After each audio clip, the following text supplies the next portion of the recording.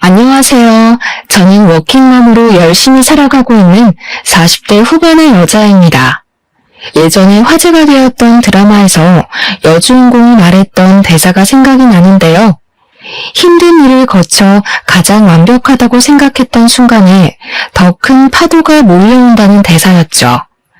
저도 이제야 좀 안정적인 삶을 살게 되었고 이대로 가면 행복이 계속될 거라고 생각했던 때에 일생일대의 사건을 경험하게 되었답니다. 지금은 다시 안정을 찾고 살아가고 있지만 가끔씩 그때를 생각하면 몸서리가 치네요. 저의 이야기를 한번 들어봐 주시겠어요? 저는 대학교를 졸업하자마자 운이 좋게도 면접에 통과해서 나름 괜찮은 기업에 합격하게 되었어요. 워낙 업무량이 많아서 30 초반까지 정말 일에만 파묻혀 살았던 것 같아요. 사실 연애에도 별로 관심 없어서 연애도 거의 하지 않았답니다. 야근이 잦아서 거의 회사 동기들과만 지내다 보니 비슷한 나이대라 그런지 똘똘 뭉쳐 다니게 되더라고요. 동기 무리 중에 저보다 3살 많은 남편도 있었는데 제가 피곤하다고 하면 커피도 사다 주고 회식 끝나면 일부러 집에도 데려다 주면서 친절하게 대해주더라고요. 그래서 점점 호감이 생기게 되었고 서로 자연스럽게 사귀는 사이가 되었답니다. 저는 회사 사람들 몰래 연애를 하고 싶었지만 남편이 초반부터 너무 티를 내는 거예요. 그래서 얼마 되지 않아 동기들이 다 알게 되었고 어느새 공식 커플이 되었죠. 미래에 어떻게 될지도 모르는데 함께 회사에 다니니 상사들도 자꾸 농담을 하고 동기들도 눈치를 주기 시작하더라고요.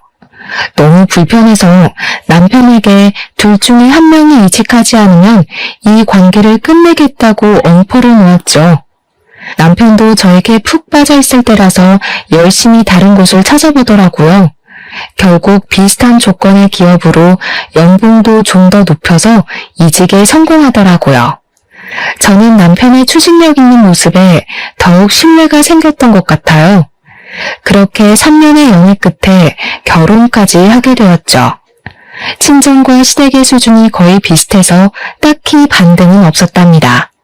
어느덧 15년의 세월이 흘렀고 남편과 저는 열심히 저축해서 수도권에 있는 아파트도 마련했고 둘이 합쳐 연봉도 넉넉해졌어요. 중학생이 된 딸과 함께 별 문제 없이 똑같은 일상을 살아나갔답니다. 저는 계속 같은 회사에 다니고 있고 어느새 과장 직급이 되었는데요. 워킹맘으로 살면서 그만두고 싶었던 순간이 몇백 번은 되었죠. 특히 아이가 초등학교 들어갔을 때는 너무 힘들어서 사표 내기 직전까지 갔었답니다. 딸이 아직 어린데 옆에 있어주지 못할 때나 주변 전업주부 엄마들이 저를 따돌릴 때 얼마나 서러웠는지 몰라요. 평생 전업주부로 살아오신 시어머니도 제가 일하는 걸 항상 못마땅해 하셨어요. 처음에 결혼한다고 인사드리러 갔던 날부터 제 인상이 너무 세서 남편 기를 죽일 것 같다느니 여자가 뭔 일을 그렇게 남자처럼 많이 하느냐느니 하면서 탐탁지 않아 하셨죠. 제가 너무 바빠서 발을 동동거릴 때 항상 저를 도와주신 건 친정 어머니였답니다. 힘들 때마다 울면서 일을 관둬야겠다고 말하면 자기가 최대한 도와주겠다면서 절대로 그만두지 말라고 여자도 자기 일을 갖고 있어야 한다고 용기를 주셨죠. 시댁은 우리 아파트와 가까운 거리에 있는 빌라에 살고 계셔서 정말 급할 때 아이를 부탁드렸던 적도 있었는데 항상 매몰차게 거절하셨답니다. 제가 전화를 할 때마다 멀리 나와 있다면서 단 한 번도 아이를 봐주시지 않았죠. 그래서 항상 시모에게 서운한 마음을 갖고 있었지만 겉으로 내색은 잘하지 않았어요. 왜냐하면 명절이나 제사 때에도 늦게 가는 날이 많고 시댁에도 자주 찾아가진 못해서 죄송한 마음이 있었거든요. 시모는 제가 늦게 가면 눈을 흘기시며 일가는 티 좀 내지 말라고 이 동네에서 네가 제일 바쁜 여편네 같다고 항상 핀잔을 주셨어요. 남편에게는 2살 위인 형이 있는데요. 제 손이 동서인 형님은 남편과 동갑이고 우리 딸과 같은 나이의 아들이 한 명 있답니다. 형님도 항상 전업주부로 살아왔는데 굉장히 여성스러운 스타일이에요. 머리도 아가씨처럼 긴 웨이브를 하고 옷도 꽃무늬 원피스 같은 걸 좋아하는지 그런 것만 입고 있는 것 같더라고요. 사실 아주버님이 중소기업에 다니시는데 세 식구 살기에는 연봉이 좀 부족할 것 같은데요. 형님은 저만 보면 생활비가 모자란다고 아들이 학원비가 없어서 다니질 못한다고 그런 소리를 항상 하시더라고요. 솔직히 저 같으면 아르바이트라도 할 것 같은데 자기는 현모양처라서 집에서 살림하는 게 제일 좋다면서 일은 못할 것 같다고 하는 게 아니겠어요. 그런 돈이 부족하단 말은 안 해야 되는데 항상 앓는 소리를 하니까 듣기가 좀 거북하더라고요. 저는 성격이 좀 사무적이라 그럴까요? 딱딱한 편이라 시모에게 살갑게 구는 걸 잘 못하는데 형님은 시모에게 아주 애교 있게 대하고 부를 때도 엄마라고 불렀답니다. 둘 사이가 어찌나 좋은지 모르는 사람들이 보면 모녀 사이로 알 정도였죠. 둘 다 전업주부로만 살아서 그런지 통하는 게 많아서 저는 대화할 껴도 없는 사람 취급당할 때가 많았죠. 형님은 요리에 대한 자부심도 엄청나서 명절에도 시모와 장 다 봐서 음식도 거의 다 하곤 했어요. 항상 미안한 마음이 있어서 제가 장 보는 비용을 다 대고 따로 돈봉투도 챙겨드리기도 했죠. 형님은 저보다 자주 시댁에 찾아가는 것 같았는데 장아찌며 밑반찬을 다 해다 주는 것 같더라고요. 예전에 주말에 갑자기 전화가 와서는 우리 아파트 근처라면서 밑반찬 주러 왔다고 한 적이 있어서 좀 놀란 적이 있어요. 그때 형님이 집에 한번 와보고 아파트 평수가 넓어서 충격을 좀 받았던 모양이더라고요. 형님은 신혼 때부터 오래된 빌라에 살고 있어서 새로 분양받은 아파트를 보여주기가 좀 불편했거든요. 그 후로도 몇 번을 반찬했다면서 집에 가도 되겠냐고 하길래 사실 반찬을 잘 먹지 않아서 버리게 된다고 앞으로는 갖다 주지 않아도 된다니까 한동안 엄청 차갑게 대하더라고요. 어김없이 추석 명절이 돌아왔고 남편과 딸은 먼저 시댁에 가 있었지만 저는 회사에 갑자기 일이 터져서 해결하고 가느라 저녁에야 갈 수 있었답니다. 문을 빼꼼히 열고 들어가니 형님이 꽃무늬 앞치마를 곱게 하고 저녁 식사를 차리고 계시더라고요. 시모는 저를 보고는 혀를 끌끌 차더라고요. 저는 민망해서 얼른 외투를 벗고 주방으로 들어갔죠. 이번 명절에도 어김없이 회사에 급한 일이 생겼니? 너네 회사는 명절 때만 되면 일부러 그러냐 아니면 네가 일부러 그러는 거냐? 죄송해요. 공교롭게 명절 때랑 결제하는 시기가 비슷해서 일이 많네요. 제가 이거 할까요? 됐다. 누구 말 맞다나 다 된 밥상에 숟가락만 얹으려고? 난 너처럼 염치가 없는 애는 살다 처음 본다. 너는 이런 형님이 있는 걸 하늘이 도왔다고 생각해야 돼. 어느 누가 아무 소리 안 하고 네 몫까지 다 해주냐? 엄마, 그만하세요. 동서도 힘들게 일하고 왔는데요. 명절에 큰 소리 내면 안 좋잖아요. 제가 밥 풀 테니까 거실에 가 계셔요.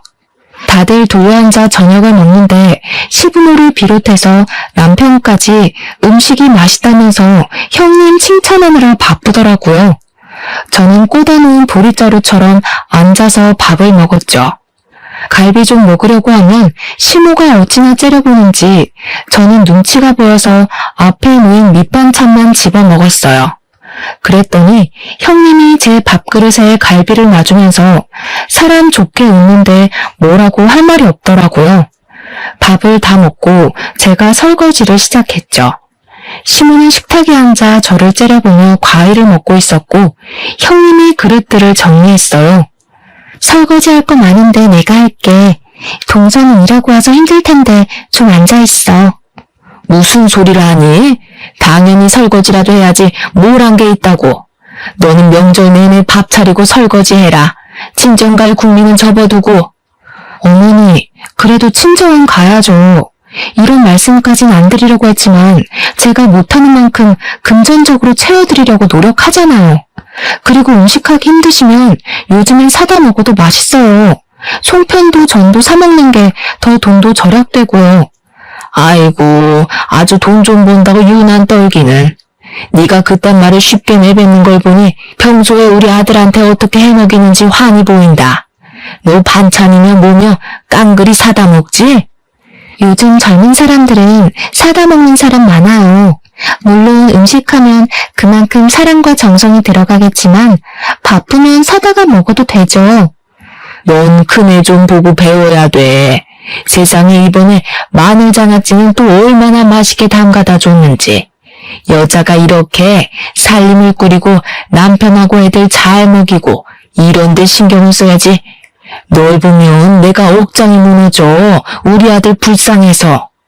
저는 속이 부글부글 끓었지만 신우의 말에 대답하지 않고 묵묵히 설거지만 했답니다. 그때 갑자기 형님이 제 팔 위로 뜨거운 물을 확 붓는 게 아니겠어요. 저는 너무 놀라 악 소리를 질렀죠. 순간이었지만 형님이 저를 무표정으로 노려보는데 소름이 끼치더라고요. 그러고는 바로 호들갑을 떨며 제 팔에 찬물을 마구 부어주더라고요. 어머 미안해. 급하게 버리다 보니까 잘못 봤네. 화상 입은 거 아니야? 어떡해. 저는 괜찮다고 하고 계속 찬물에 팔을 대고 있었는데 빨갛게 부어오른 걸 보니 꽤 심한 것 같았어요. 남편에게 화상연고 좀 사오라고 말했더니 시무가 혀를 끌끌 차더라고요. 칠칠치 못해서 그새 또 사고를 치고 남편을 부려먹어? 내가 너만 보면 혈압이 올라. 그런데도 회사는 안 잘리는 거 보면 신기해. 동서가 좀 덤벙거리는 편인 것 같긴 해요. 민지도 보니까 너무 산만하더라. 엄마를 좀 닮은 것 같아. 아니면 엄마가 집에 없으니까 좀 불안정해서 그런 거 아니야? 네? 우리 민지가 산만하다는 말은 처음 들어보네요. 이젠 중학생이라 학원 다니기 바쁜데 엄마가 집에 있어도 만날 시간도 없을 시기죠. 민식이는 학원을 안 다니나 봐요? 우리 민식이는 그딴 데 안 다녀도 성적이 좋아. 학교 끝나고 엄마가 해주는 간식 먹고 집에서 숙제하고 그러는 게 최고지. 애들한테는 엄마가 옆에 있어야 되는 거야. 동서는 집에 있어 본 적이 없어서 잘 모르겠지만 어느 순간 확 비교될걸? 형님은 전업이라는 자부심이 대단한 건지 제가 못마땅한 건지 대화해보면 은근히 저를 깎아내릴 때가 많아서 기분이 좋지 않았어요. 저는 소파에서 핸드폰 게임을 하고 있는 민식이를 바라봤죠. 성적을 대충 아는데 우리 딸이 공부를 훨씬 잘하고 더 똑부러지거든요. 초등학교 고학년 때부터 차이가 나더니 중학생 되니 성적이 확 벌어지더라고요. 형님도 잘 알고 있으면서 저와 우리 딸을 은근히 깔아뭉개니 우습기도 하고 기분이 나빴죠.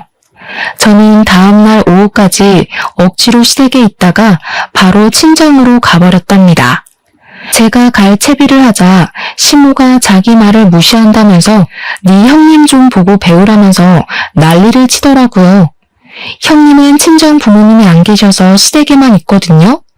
현관문을 나서면서 형님과 눈을 마주쳤는데 좀 오싹한 기분이 들었던 건 제 착각이었을까요? 그렇게 바쁘게 시간이 흘러갔고 어느 날 딸이 다니는 학원에서 전화가 왔더라고요. 자체 시험을 보고 소수 정예만 들어갈 수 있는 스카이반에 합격했다는 소식이었어요. 딸이 얼마 전에 그런 시험을 봤는데 반에서 1, 2등만 뽑히는 거라고 해서 될 거라는 기대도 하지 않았거든요. 막상 뽑히니까 정말 대견하고 기뻐서 남편에게 바로 전화해서 알려줬죠. 저녁에 좋은 식당 가서 셋이 외식하자고 약속까지 하고 다시 힘내서 일을 하고 있었는데 퇴근 시간쯤에 시모에게 전화가 왔더라고요. 오늘 저녁에 형님이 샤브샤브를 한다는데 양을 많이 사왔다면서 같이 먹자고 한다는 거였어요. 저는 약속이 있다고 거절했는데 시모가 막무가내로 오라고 화를 내는 거예요. 이미 남편에게도 오라고 전화를 했다면서 말이죠. 결국 울상이 된 딸을 달래가며 시댁으로 향했답니다. 막상 가보니 양이 많기는커녕 어른 4명이 먹기에도 부족한 양이었어요.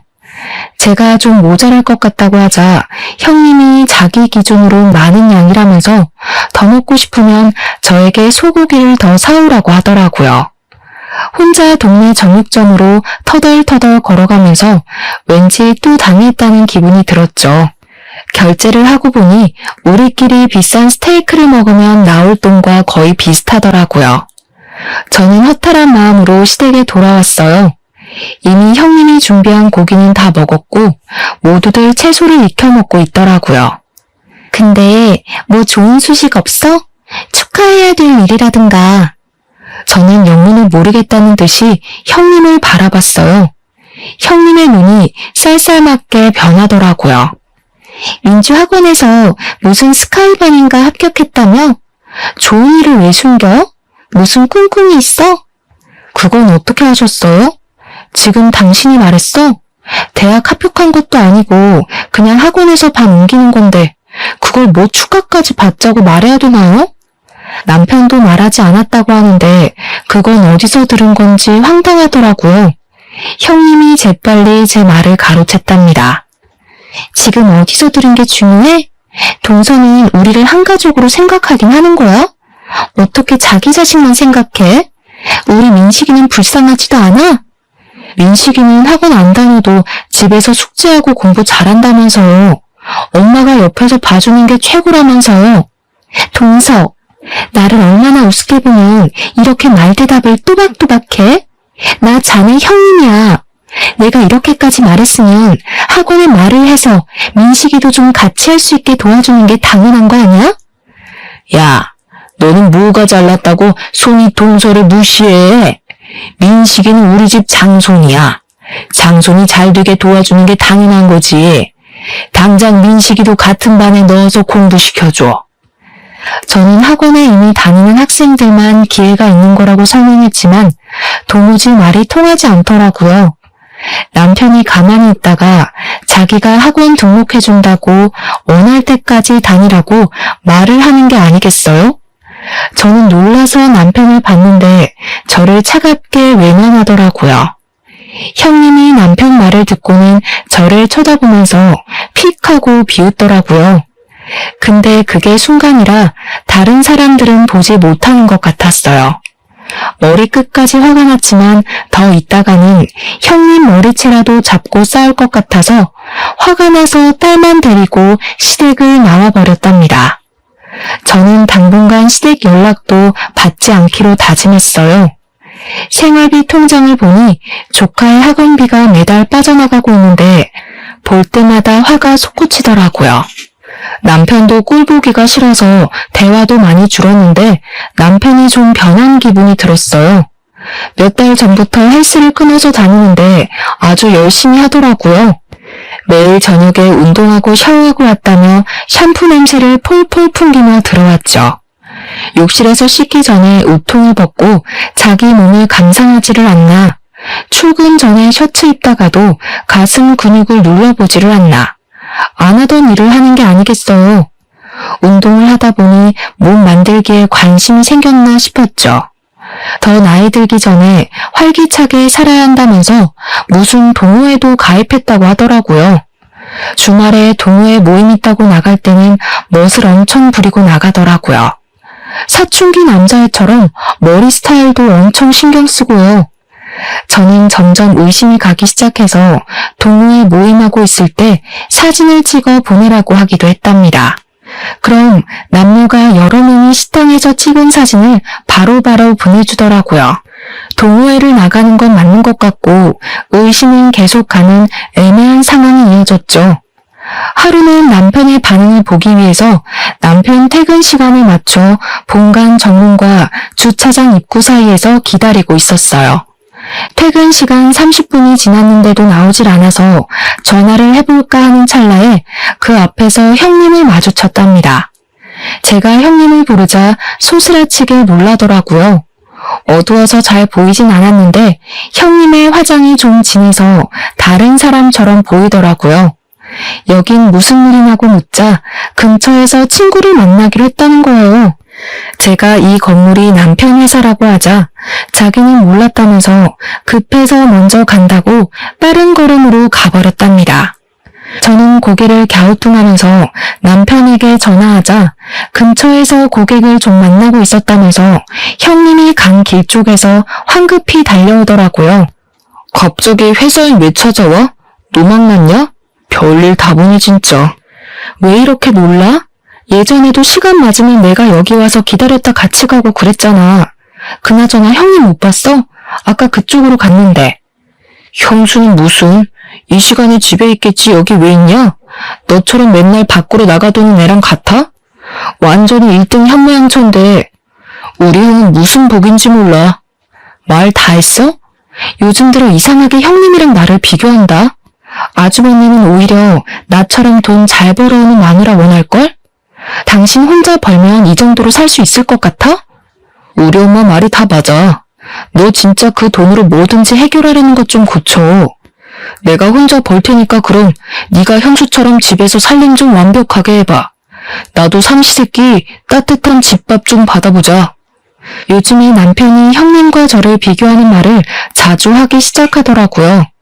시댁에 찾아간 지도 꽤 돼서 형님을 만난 적도 없을 텐데 왜 자꾸 말을 꺼내는지 수상한 기분이 들었죠.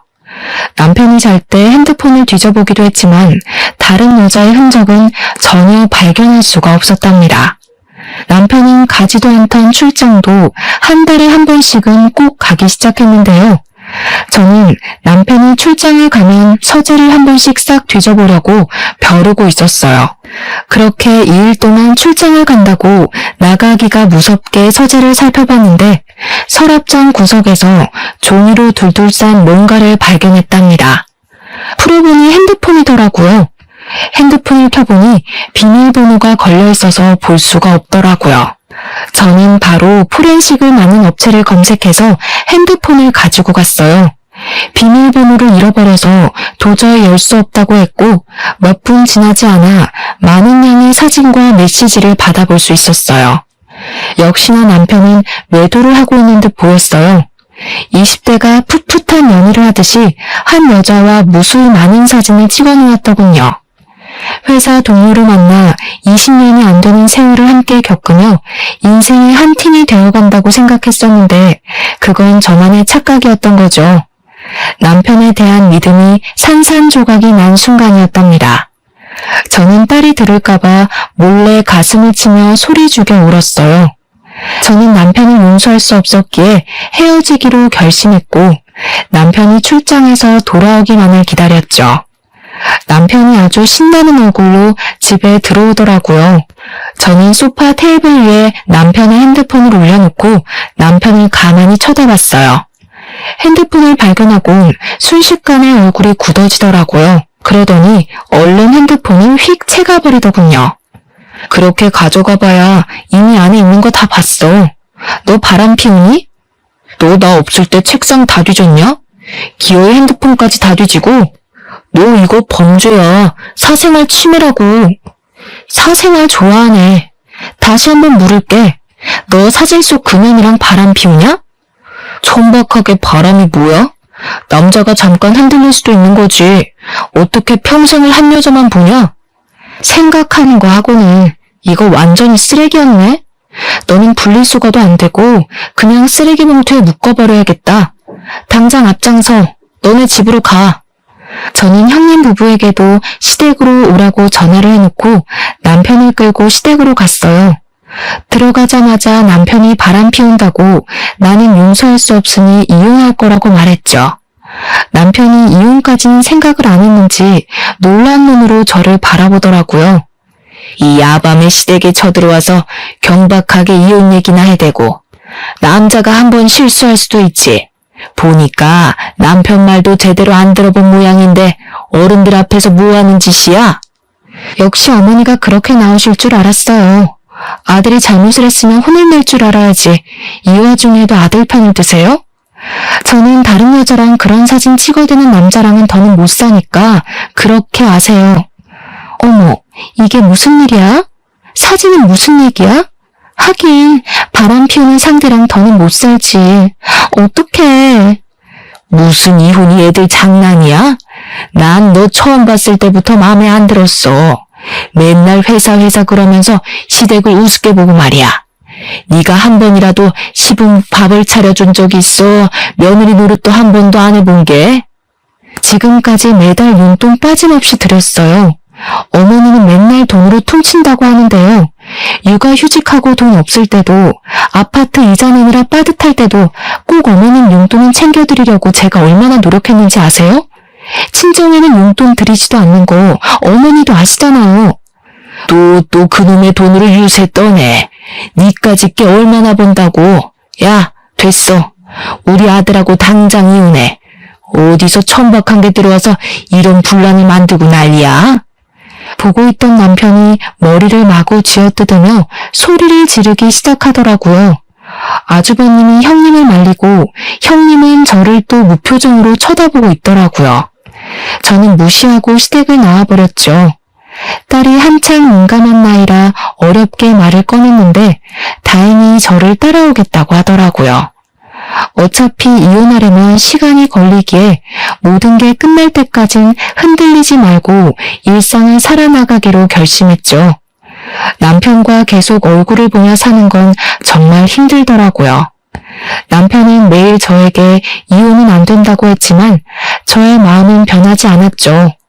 회사에는 아무런 내색도 안 하고 다녔지만 저에게도 참 힘든 시간인 건 마찬가지였답니다. 하루는 평일에 쉬게 되어 동네 카페에서 오랜만에 친구를 만나기로 했어요.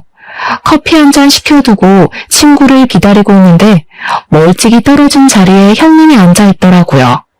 그런데 형님답지 않게 또 진한 화장을 하고 있더라고요. 옷을 보니 미니스커트를 입고 있어서 놀랐죠. 어찌나 친구와 깔깔대며 크게 웃는지 카페 안에 사람들이 다 쳐다볼 정도였답니다. 저는 누구와 저렇게 얘기하나 싶어 형님 맞은편에 벽에 가려진 자리로 옮겨 앉아 보았어요. 알타니가 빠지니까 얼마나 속이 시원한지 몰라. 그동안 그 쌍판분이라 얼마나 재수가 없었는지. 다 네 덕이다 얘. 서로 돕고 사는 거지. 나도 네 덕에 수입이 쏠쏠했어. 아주 사달라는 대로 다 사준다니까. 이혼은 안 한다고 해놓고 너를 계속 만나는 거 보면 그 인간도 보통은 아니라니까. 내가 그만큼 잘해주니까 그런 거지. 아직 빼먹으려면 한참 남았어. 네 이거는 언제 도착한대? 저는 새끼손가락을 올리며 천박하게 웃고 있는 형님의 친구를 슬쩍 바라봤어요. 그 순간 누가 뒤통수를 때린 듯이 번쩍하더라고요. 바로 남편이 상간녀였던 거죠. 저는 어지러워진 머릿속을 정리해보려고 했죠. 물론 제 육감은 모든 상황을 한 번에 꿰뚫고 있었고 저는 빨간 립스틱을 흉하게 바르고 낄낄대는 형님을 노려보았어요. 저는 얼른 둘이 같이 있는 사진을 찍어두었죠. 그때였어요. 한 젊은 남자가 껄렁하게 걸으며 형님 옆으로 다가오더라고요. 형님이 남자를 발견하고는 활짝 웃으며 팔짱을 끼고 바로 나가더라고요. 저는 바로 형님 뒤를 쫓았답니다. 저는 친구와 약속을 취소하고 어디론가 걸어가는 두 사람의 모습을 계속 카메라에 담았어요. 형님은 남자의 허리에 팔을 척 두르고 아주 신나서 걸어가더라고요. 두 사람이 들어간 곳은 카페에서 얼마 떨어지지 않은 거리에 있는 숙박업소였답니다. 저는 들어가는 모습을 동영상으로 찍어놓고 형님이 나올 때까지 기다렸어요. 역시나 몇 시간 후에 남자와 나오더니 그 앞에서 남자와 헤어지고 어디론가 바쁘게 걸어가더라고요. 저는 집으로 돌아와 형님에게 남자와 찍은 사진 한 장을 보내고 저녁 7시까지 우리 집으로 오라고 메시지를 보냈어요. 형님은 아무런 대답이 없었지만 7시가 살짝 넘은 시간에 초인종이 울리더라고요. 현관문에 들어서서 나를 째려보는 형님은 눈빛부터 달라 보였어요. 여태껏 봤던 살림 잘하고 여성스러운 며느리와는 딴판이더라고요. 형님은 소파에 앉아 다리를 착고고 어쩔 거냐는 눈빛으로 저를 보더라고요. 지금 집에 저밖에 없고 전 더 이상 그 집안 며느리도 아니니까 그렇게 바라보실 거 없어요. 아주버님 저녁 챙겨주고 오신 거예요? 몰라. 오늘 늦게 온대. 이제 우리 집안 사람도 아니면서 그딴 사진을 왜 보내? 뭐 협박이라도 하게? 내 뒤라도 밟았어? 오늘 쉬는 날이어서 나갔다가 우연히 봤어요. 너무 놀라서 여쭤보려고 사진 좀 찍은 거고요. 놀랐는데 사진 찍을 여유까지 있고 역시 똑똑한가 봐. 그래서 나 바람 피운다고 우리 남편한테 말이라도 하게? 그 인간은 내가 둘러대면 깜빡 속아 넘어가. 네 말을 믿을 것 같아? 그럼 이건요? 이건 어떻게 설명할 건데요? 저는 형님과 상간녀와 함께 있는 사진을 보여주었죠. 형님의 얼굴이 파르르 떨리더니 곧 픽하고 비웃더라고요. 아, 이것도 봤어? 그래서 뭐 어쩔 건데. 이미 이혼 도장 다 찍은 마당에. 그래, 다 내가 꾸민 짓이다. 네가 돈 번다고 하도 꼴값 떨어서 너 좀 엿 좀 먹어보라고. 이혼까지 갈 줄은 몰랐는데 암튼 더 잘됐지. 이젠 평생 네 면상 안 봐도 되잖아? 내가 싫다고 이런 짓을 꾸몄단 말이에요. 내 가정을 망가뜨리고 우리 딸 가슴을 아프게 하고 진짜 제정신이 아니네요. 나보다 나이도 어린 게 돈 좀 번다고 무시하고 네 딸 공부 잘한다고 무시하고 우리는 구질구질하게 사는데 너흰 해외여행이나 다니고. 그러게 사람이 겸손해야지. 자랑질 좀 그만하고. 내가 언제 자랑을 했어요? 지금 보니까 민지 스카이반 간 것도 그 상간녀가 알려준 거네? 그렇죠. 남편 동호회 소개해준 게 형님이에요, 그럼? 그래, 불륜 모임인데 내가 40대 모임이라고 소개해줬어. 알려줘도 가는 남자가 있고 안 가는 남자가 있어. 네 남편도 그런 놈이니까 바람을 피운 거지. 내가 뭐 둘을 한 방에 묶어놨겠니? 어차피 북치고 장구친 건 네 남편이야. 형님은 저를 비웃으면서 주머니에서 담배를 꺼내들더라고요. 그러고는 담배 연기를 저한테 훅 뿌려댔어요. 그때였죠. 방에서 시부모와 아주버님과 남편이 우르르 달려나왔어요. 그걸 본 형님 얼굴이 하얗게 질려서 담배를 툭 떨어뜨리더라고요. 시모가 대뜸 형님의 머리채를 잡고 흔들기 시작했죠. 아주버님도 형님의 뺨을 세게 때리고는 악 소리를 내며 절규를 하더라고요. 아주버님을 붙잡고 한탄하던 시모가 분이 안 풀렸는지 형님의 머리를 사정없이 때리더라고요. 형님은 소리도 못 내고 부들부들 떠면서 맞고만 있었죠. 감히 니까지 꽤 우리를 속여? 부모도 없는 거 불쌍해서 걷어줬더니만 아주 듣고 있으니 가관이네. 너 여태껏 몇 놈이랑 바람이 난 거야? 그것도 모르고 우리 불쌍한 큰아들 혼자 너 먹여 살리느라 그렇게 밤낮 없이 일하고. 인두껍을 쓰고 어떻게 이런 일을 벌일 수가 있어? 나 이혼시키려고 네가 작정하고 9년을 들이밀었단 말이야? 그것도 모르고 그 꼬패한테 여태껏 퍼준 게 얼마야? 네가 다시 다 돌려내. 네가 다 원상복구 해놓으라고. 남편이 형님 멱살을 잡고 거칠게 흔들다가 바닥에 철퍼덕 주저앉더라고요. 그러다가 제 다리를 잡고 애걸하기 시작했죠. 여보, 다 들었지? 저게 다 꾸민 일이라잖아. 솔직히 작정하고 들이대는데 안 당해낼 남자가 몇이나 되겠어? 내가 앞으로 죽은 듯이 당신 말만 들으면서 살 테니까 제발 이혼만은 하지 말자. 저 여자가 한 말 못 들었어? 그런 놈이니까 걸려들은 거라잖아. 틀린 말 없네. 내가 제대로 된 남자를 못 골라서 이런 사달이 났다는데 어쩌겠어. 내 결심은 변함없으니까 그렇게 알아. 저는 이미 저의 짐은 다 빼놓은 상태였기에 미련 없이 그 집을 나왔죠. 남편이 이혼에 동의하지 않아서 저는 소송 이혼으로 진행할 수밖에 없었답니다. 그리고 상간녀에게도 바로 상간녀 소송을 걸었고요. 변호사가 상간녀에 대해 알려주었는데요. 형님과 상간녀는 중학교 때부터 친했던 친구 사이라네요. 소위 말하는 문제아 시절을 함께 보냈고 동네에서도 사고를 많이 쳐서 아주 유명했다고 하더라고요. 우연치 않게 아주버님도 이혼 상담을 한다고 같은 변호사 사무실에 왔더라고요. 한 번 마주쳤는데 잠깐 이야기를 나눴죠. 따지고 보면 아주버님은 저보다 더 마음의 상처를 입은 피해자니까요. 형님은 현모양처가 꿈이었던 건지 과거를 숨기려고 그렇게 연기를 한 건지는 모르겠지만 아주버님 일하는 동안 거의 매일 밖으로 나다녔고 바람도 숱하게 피웠다고 하더라고요. 형님이 우리 집과 비교하면서 돈 좀 많이 벌어오라고 그렇게 아주버님을 구박해서 밤에는 대리운전까지 다녀야 했었다네요. 너무 바쁘고 형님을 믿었기에 신경 쓰지도 않았었는데 이번 일로 시조카가 오면서 자기가 아는 건 다 이야기해 준 거라고 해요. 가만히 아주버님의 이야기를 듣고 있다가 전 남편 얘기를 꺼내려고 하기에 바쁜 일이 있다며 얼른 자리를 피해버렸답니다. 워낙 남편의 증거가 확실했고 남편도 반성을 해서 소송은 비교적 짧은 시간 안에 끝날 수가 있었네요. 아파트의 절반 가격을 받고 위자료도 받을 수 있었죠. 딸의 양육비도 매달 받는 것으로 판결이 났답니다. 저는 남편에게 받은 돈과 직장인 대출을 받아서 딸과 둘이 살 자그마한 아파트를 얻을 수 있었어요. 사실 이런 일에 휘말리고 이혼까지 하게 되면서 딸이 상처를 받을까봐 가장 걱정이 컸죠. 이제 자기도 컸다면서 엄마의 마음을 이해한다면서 오히려 저를 위로해주는 딸이 있어 좀 더 빨리 일상으로 돌아올 수 있었던 것 같아요. 그렇게 이혼한 지 반년의 시간이 지났고 저는 딸과 둘이 살아가는 삶에 익숙해지고 있었죠. 어느 날 퇴근하고 집에 돌아오니 낯익은 신발이 현관 앞에 있는 게 아니겠어요. 그리고 아주 커다란 짐가방이 놓여있더라고요.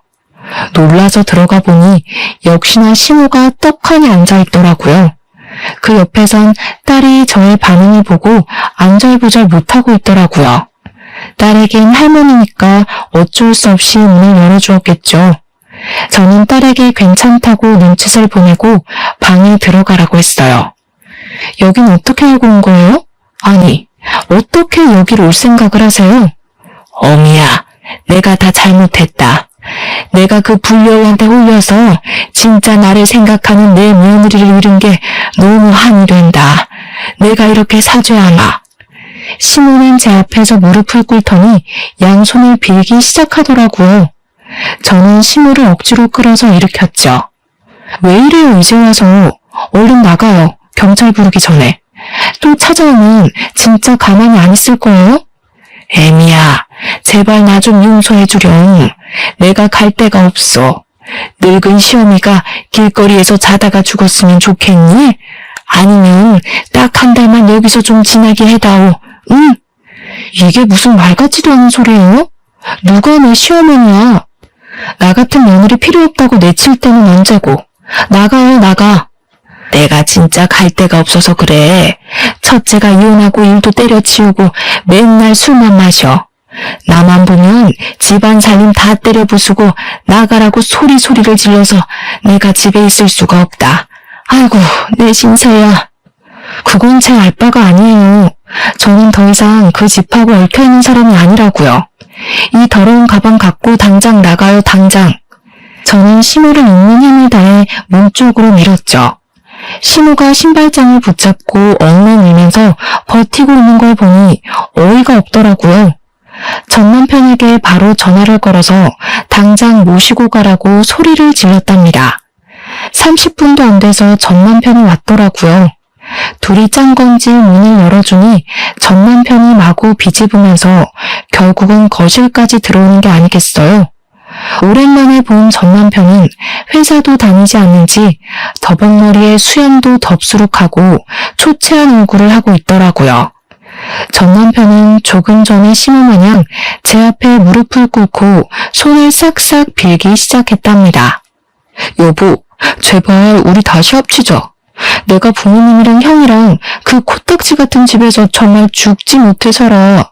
그 나쁜 놈은 형이 이혼소송 승소했는데도 형 돈을 다 가지고 튀었어. 우리 민지를 생각해서라도 나 좀 살려줘. 이혼한 뒤로 양육비는커녕 민지한테 전화도 한 번 안 한 게 무슨 아빠라고 내 딸 이름을 들먹여. 둘 다 이렇게 나온다 이거지? 전 남편의 행동을 보니 더하면 더했지 순순히 시모를 데려갈 것 같지가 않더라고요. 저는 동네 창피했지만 어쩔 수 없이 경찰을 불렀어요. 경찰들이 와서 남편과 시모의 팔을 잡고 달래며 문 밖으로 끌어내기 시작했답니다. 그때 경찰에게 잡힌 시모가 저한테 확 달려들면서 살려달라고 악을 쓰는 게 아니겠어요? 저는 너무 놀라서 뒤로 물러섰답니다. 아무리 봐도 정상적인 사람처럼 보이지가 않더라고요. 경찰이 시모와 이런저런 대화를 해보더니 아무래도 치매 환자인 것 같다고 말을 하더라고요. 저는 놀라서 전 남편을 쏘아봤는데 남편은 이미 다 알고 있었던 듯이 고개를 푹 숙이고 아무 말이 없더라고요. 시모는 아들 2명이 한꺼번에 이혼한 충격이 너무 컸는지 이상한 행동을 자꾸 하다가 결국 치매 판정을 받았다고 했죠. 전 남편이 갑자기 눈물을 절절 흘리면서 제 앞에 털썩 주저앉았답니다. 엄마가 당신한테 얼마나 미안하셨으면 치매 걸린 뒤로 당신밖에 기억을 못해. 맨날 당신 얘기하고 찾으러 가야 한다고 그러고 당신이 우리 엄마 좀 용서해줘. 당신 없으면 나 죽어. 그니까 지금 내가 치매 걸린 너네 엄마랑 술만 먹어대는 아주버님이랑 엄마가 도망간 조카 데리고 너 보듬으면서 같이 살아달란 말이네? 돈도 내가 다 벌어오고 너는 진짜 끝까지 쓰레기 짓을 하는구나. 이 양심도 없는 놈아. 당신이랑 우리 민지만 있으면 나 다시 예전으로 돌아갈 수 있어. 제발 나 좀 살려줘. 민지야, 민지야 아빠 왔어. 전 남편이 딸의 이름을 계속 부르자 어느새 딸이 문을 빼꼼히 열고 보고 있더라고요. 저는 얼른 방으로 들어가라고 소리치고 현관문을 닫아버렸어요. 네가 뭘 잘했다고 민지 이름을 입에 올려. 얼마나 더 애한테 상처 주려고 그래. 다시는 너랑 길에서라도 마주치는 일 없을 거야. 또 찾아오기만 해봐. 가만 안 있을 거니까. 저는 경찰에게 2사람을 주거 침입죄로 신고하고 싶다고 당장 상황 좀 마무리해달라고 했어요. 경찰이 침입죄에 해당될 수 있다고 경고하자 전 남편은 무서웠는지 입을 꾹 다물더라고요. 그렇게 2사람이 경찰차를 타고 가는 걸 끝으로 다시는 전 남편을 만나지 않았답니다. 저는 양육비 문제 때문에 전 남편에게 집 주소를 알려준 게 잘못이었다는 걸 깨달았죠. 전 남편 행색을 보니 지금까지 받지 못했던 양육비를 기대하지도 말고 그저 딸과 함께 둘이 살아가는 게 나을 것 같더라고요. 정말 감사하게도 소란스러운 환경에서도 딸은 공부를 열심히 해줘서 중학교 3학년 때는 전교에서도 높은 등수를 차지했답니다.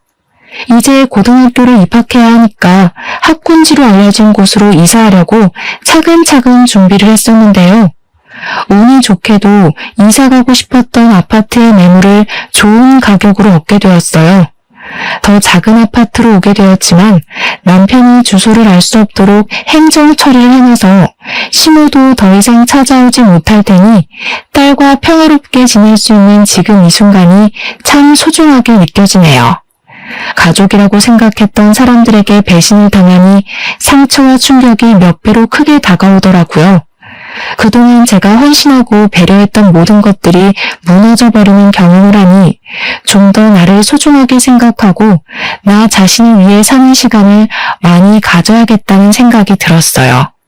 많은 역경이 있었지만 제 직장과 커리어를 계속 지켜낸 덕분에 딸과 제 자신의 더 나은 삶을 위해 빠른 선택을 할 수 있었던 것 같아요. 만약 금전적인 문제가 있었다면 헤어나오기가 더욱 힘들었을 거라는 생각이 든답니다. 딸이 대학을 갈 때까지는 긴장을 늦출 수 없겠지만 딸도 성인이 되고 더욱 여유가 생기면 지금 순간을 추억하며 웃을 수 있는 날이 올 거라 믿고 있죠. 저의 사연이 어려운 상황에서 선택을 해야 하는 다른 분들에게 힘이 될 수 있다면 정말 기쁠 것 같네요. 들어주셔서 감사합니다.